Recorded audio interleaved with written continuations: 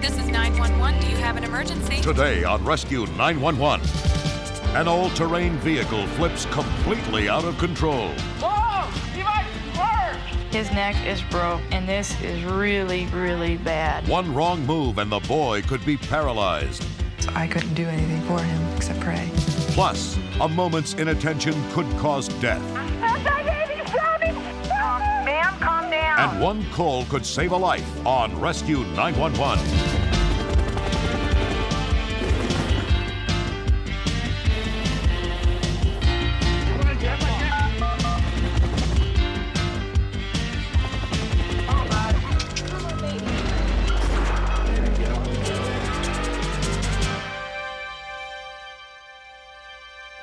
We begin on June 11th, 1991, as Ruth Fenwick and her family were finishing dinner in the long summer evening light at their home in a small town near Fairbanks, Alaska.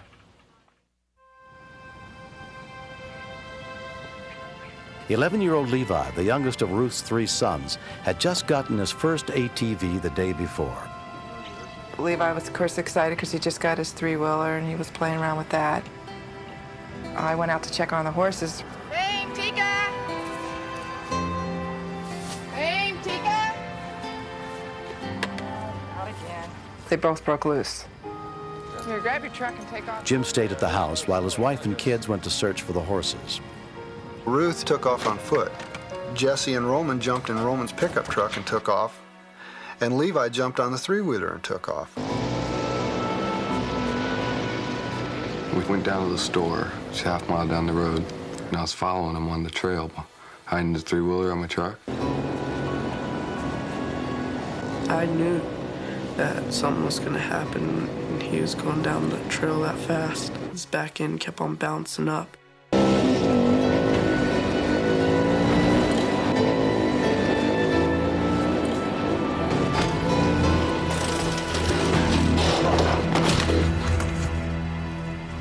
I was just putting the horses away, and I heard Jesse. Whoa! Whoa! Levi's been hurt! Yeah! He just told me, Levi's hurt, he's hurt bad. I was really scared. So all I did is just get going as fast as I could. He was bleeding hardcore. There was blood all over his face. And then he wasn't breathing. For CPR, you're supposed to straighten him out so they have a clear wind passage. But then I was also worried about his neck, so I figured, well, he's gonna have to breathe, so I grabbed his head and I rolled him back.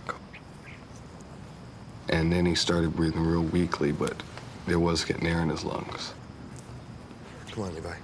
Levi, you hear me? And when he didn't move, I knew something was seriously wrong. When we continue, I kind of kept pushing it out of my mind that he's not going to make it. I was just helpless. I couldn't do anything for him except pray.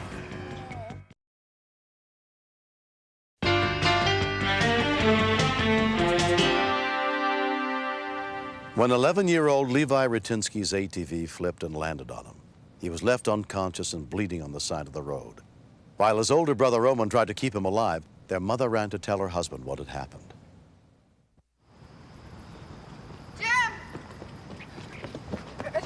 Levi's hurt. I just threw down the tools and everything. I mean, I didn't need to mess around with anything except getting to my kid. 911, police and fire emergency. Yeah, I got a hurt kid out here. Pleasant Valley Road, 2 Rivers. I don't know who's beeping tonight. Okay, give me the exact directions on... Pleasant Valley Road, you'll see us in the distance. I kid flipped over in 3-wheeler. He's bleeding in the head. He's pretty bad. I'll get him right out there. Okay, thanks. Bye-bye. A 2 Rivers rescue unit and an interior ambulance were immediately dispatched, but the ambulance was more than 20 miles away.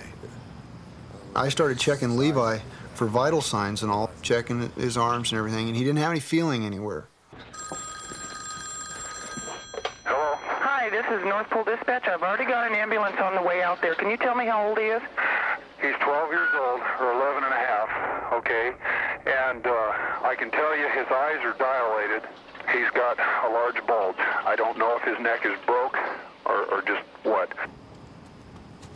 I just went to him immediately, and he was yelling, my neck, my neck, my neck. And I go, Roman, I go, maybe there's something under there. I had to tell my mom to back off there. It was kind of difficult because I see the shape that she was in. But, I mean, I made my mind up there. His neck wasn't moving. Volunteer EMT Tracy Ogden, a close friend and neighbor, came to see if she could help.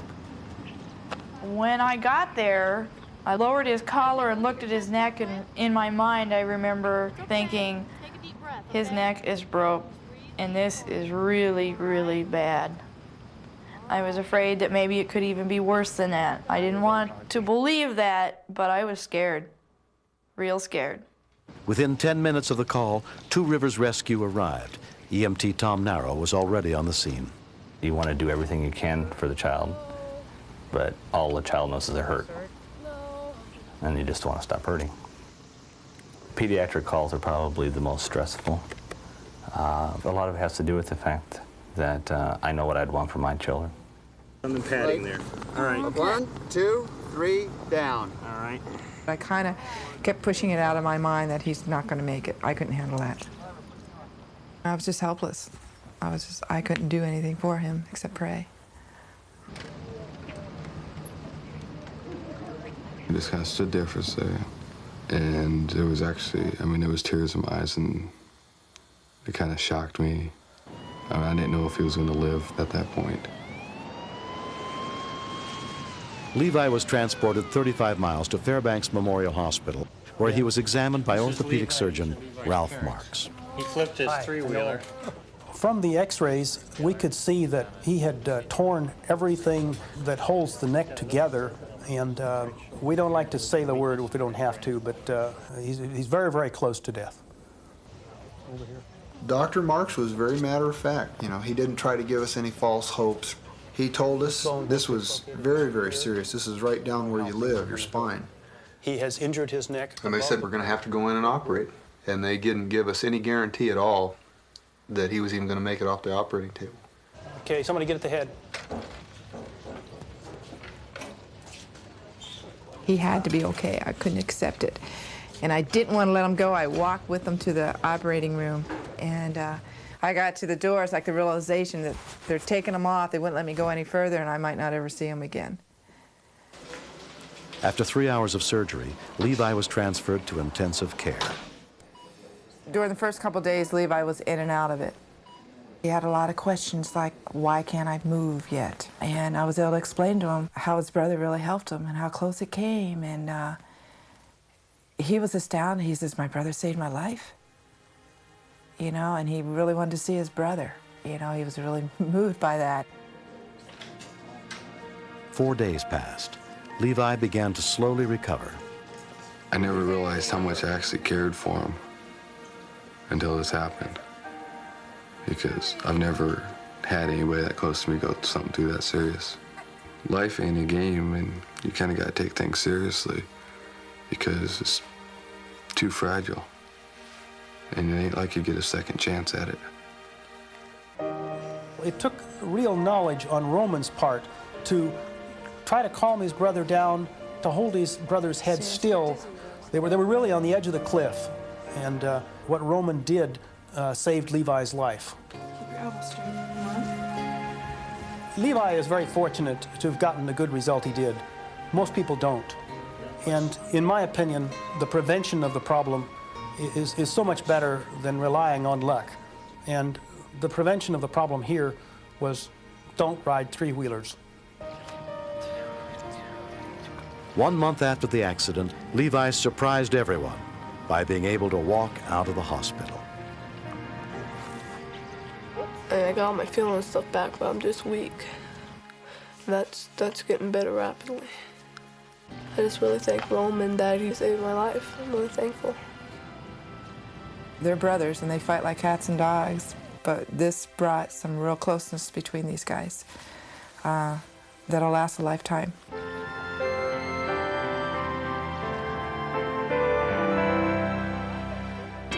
Next. Ma'am? I couldn't understand her. She was just highly emotional, totally hysterical. You said your baby is what? Drowning? Is he breathing at all?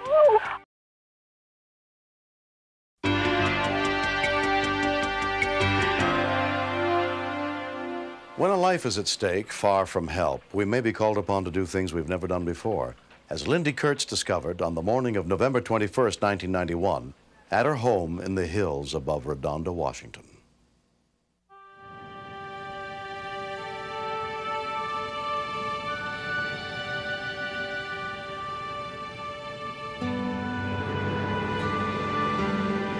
That day was my wedding anniversary, and we were looking forward to going out to dinner that night and celebrating.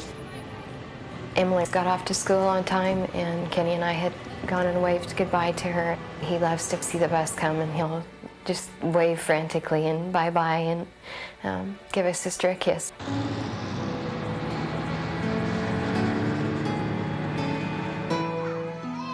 I bathe him every morning about the same time, and Kenny loves to play in his bath.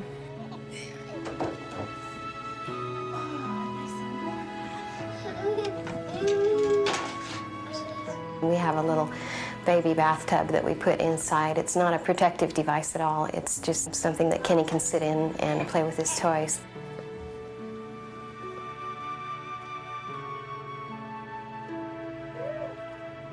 And I heard a truck coming up the driveway.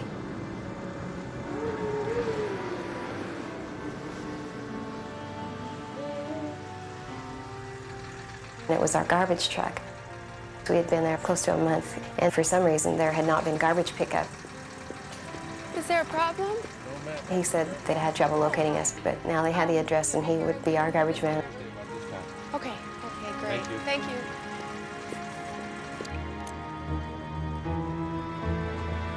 As I rounded the corner, I noticed that it was quiet. At 9:14 a.m., a call came in to dispatcher Pat Forschler. Fire Department Medic 1, address of the problem. My baby's drowning! Ma'am? 7824 Avenue South, Redondo! Okay, ma'am? I couldn't understand her. She was just highly emotional, totally hysterical. Ma'am, calm down. You said your baby is what? Drowning? In the bathtub. He's already blue. Did you get him out of the bathtub? Okay, ma'am. Try to calm down and I'll give you some instructions on what to do. How old is he? CPR instructions are different for every age. So it was really imperative that I find out how old that child is, because if you give improper instructions, you could cut off the airway, you could crush the chest, because everything is different. Try to calm down so we can help him. Tell me to do CPR. Tell me how. Yes. How old is he? He's not breathing. He's 13 months old. Okay, what I need you to do is to get him... Rescue workers with the Federal Way Fire Department were immediately sent to the scene, led by Captain Tom Thorson. When it is a child, that's something you always dread, because it could be my child. You're a little worried about what you're going to find. Is it going to be something that you can fix, or is it something that's going to be too late? He's on the floor. He's on the floor. Tell me CPR. Okay, what I want you to do is to pinch his nose, and I want you to put your mouth completely over his mouth. It's my baby. Give him 2 quick breaths, ma'am. How many? Give him 2 quick breaths and see if the chest rises and falls.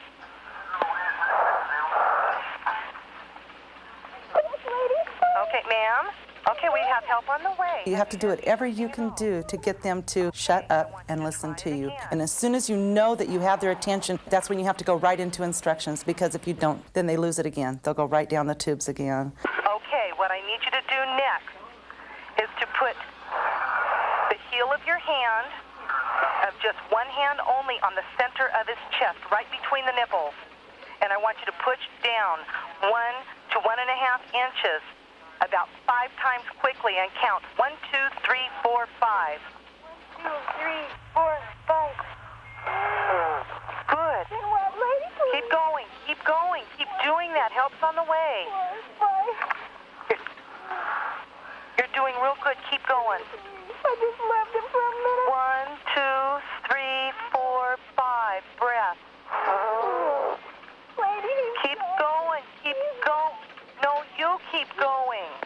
You have to keep going for him. She started to give up a couple of times, and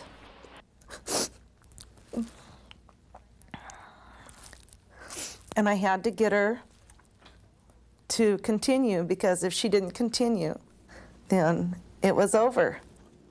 Is his chest still rising? No, there's water coming out. Okay, good. Turn his head to the side and let the water come out. We want the water to get out of there. Stop the compressions and stop the breath. Turn him to the side. Is he coughing? No. Is the water coming out? When the water started coming out of Kenny's mouth and nose, I thought that might mean that he was already dead. And I was thinking about if anything were to happen to Kenny, I was thinking I would not want to live. Lindy's husband, Dennis, raced home from work as soon as he heard what had happened. My worst fear was that Kenny would not be alive. I started thinking about the funeral we'd have to go through, living in the house without Kenny. How would you possibly live in the house that your son had died in? Are you getting air? Is his chest rising? No. His chest isn't rising. Within 4 minutes of the call, the fire department arrived at the scene. Somebody's banging on my door. Good, it's the help. We didn't get any response, and as I backed up, I could see the mother running towards the front door. She was quite distraught and crying. Are they there? Let them do it. You did real good. Okay, they're going to help him now. Okay, you did great. Goodbye.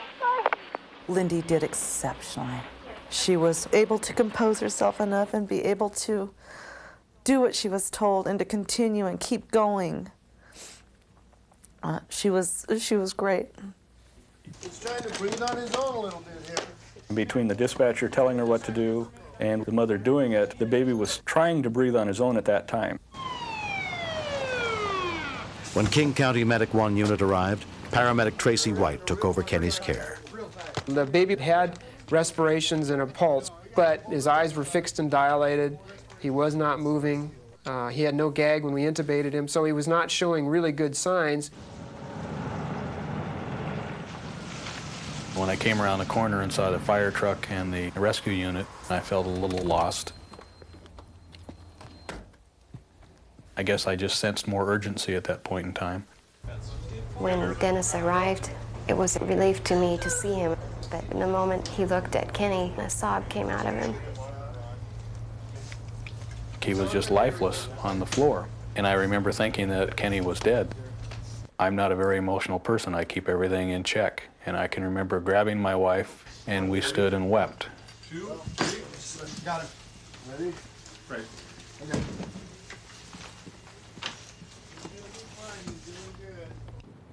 13-month-old Kenny was taken by air ambulance to the nearest trauma center. There was no room in the helicopter for his parents, so they made the 35-minute trip by car. I had my fists clenched and kept hitting my legs thinking, how could this happen? How could I leave him for a moment? I told Dennis, if anything happened to my son,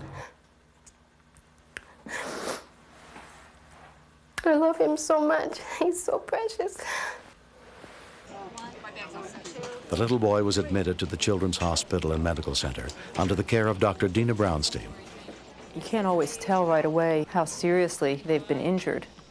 Children don't tolerate low blood oxygen levels as well as adults. And when they are deprived of oxygen, they very quickly have organ damage, perhaps the most important organ being the brain. When Kenny was transferred to ICU, he wasn't breathing on his own. His future was uncertain.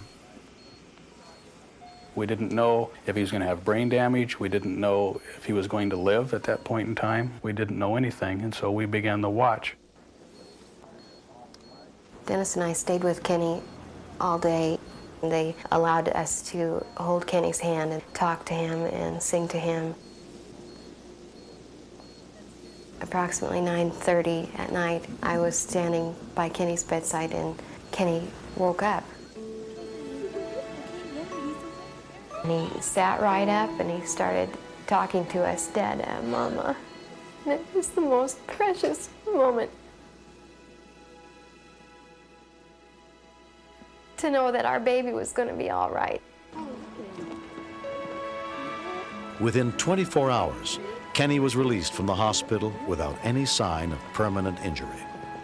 If you have an infant, you cannot leave them alone, not even for a moment. Don't become distracted by the telephone or by any other thing to take you away. In just a matter of a few moments, I could have lost my baby. We're very thankful for everybody that was involved, from Pat, the operator at 911, to the firemen that made it here and the paramedics. I'm very thankful to have another chance with Kenny. I'm going to actually survey the scene, make sure that it's safe for me to approach the victim before I... Shortly after Kenny's accident, Dennis and Lindy took a child CPR class, which they had been planning to do since before Kenny was born. I'm just hoping that this will help convey the importance to all parents to learn first aid and CPR. It's vital.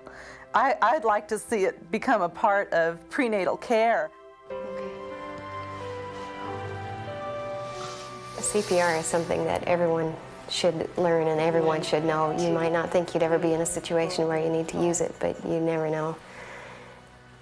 It can save a life.